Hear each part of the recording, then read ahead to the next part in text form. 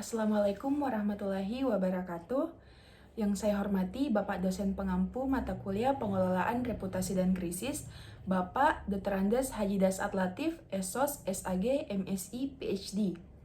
Perkenalkan, nama saya Husnul Fadila dengan NIM E0212011086. Di sini saya akan memaparkan tugas final dari mata kuliah Pengelolaan Reputasi dan Krisis. Komunikasi, manajemen, dan krisis. Apa keterkaitannya? Komunikasi, manajemen, dan krisis merupakan tiga kata yang saling berkaitan.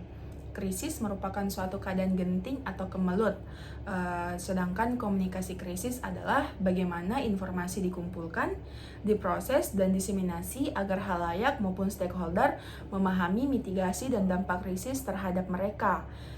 Komunikasi krisis juga diartikan sebagai proses dialog antara perusahaan dengan publik yang dilakukan dengan tujuan untuk menangani krisis yang sedang melanda perusahaan.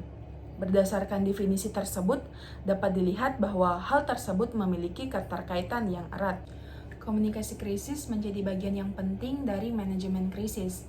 Ketika seorang PR tidak mampu untuk menangani krisis komunikasi yang baik, maka hal tersebut akan menimbulkan hal-hal yang sebenarnya tidak perlu terjadi dan itu bisa berakibat fatal, bahkan menghilangkan kepercayaan terhadap organisasi atau perusahaan itu sendiri.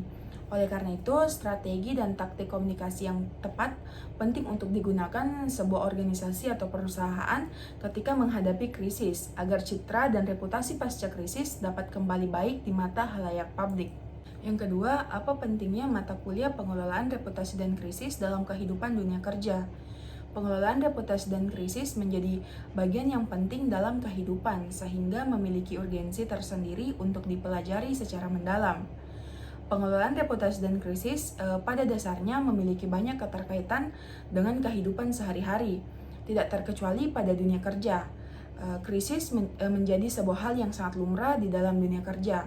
Untuk bisa menghadapi hal tersebut dengan baik, tentunya seseorang harus dibekali dengan kemampuan pengelolaan reputasi dan krisis dengan baik.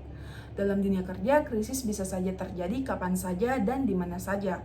Hal inilah yang menyebabkan seorang dalam perusahaan harus mampu untuk menangani hal tersebut dengan baik. Yang ketiga, jika Anda seorang public relation dan perusahaan Anda sedang menghadapi krisis, apa langkah yang akan Anda lakukan?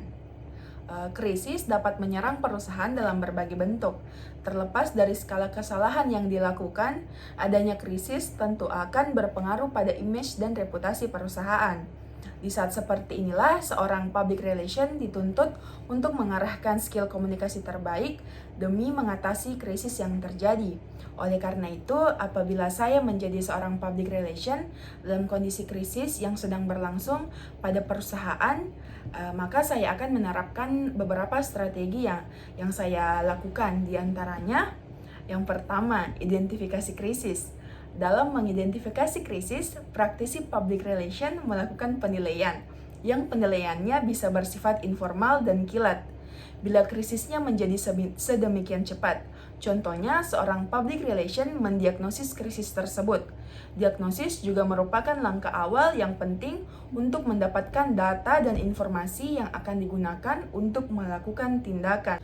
Yang kedua, analisis krisis. Analisis dilakukan sebagai dasar untuk menentukan pengambilan tindakan yang tepat.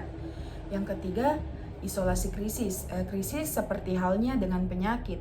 Untuk mencegah krisis menyebar luas, ia harus diisolasi, dikarantina sebelum tindakan serius dilakukan. Yang keempat, pilihan strategi. Sebelum langkah berkomunikasi dilakukan, setelah melakukan analisis dan mengisolasi krisis, penting untuk menentukan strategi mana yang akan dipergunakan, seperti membuat perencanaan khusus di media sosial. Penggunaan media sosial merupakan pendekatan yang proaktif dan transparan dalam menangani komplain. Misalnya, saya akan melakukan pembuatan press release yang kemudian diunggah ke seluruh lini media perusahaan serta bekerja sama dengan awak media yang ada. Sekian dari saya, lebih dan kurangnya mohon dimaafkan. Wassalamualaikum warahmatullahi wabarakatuh.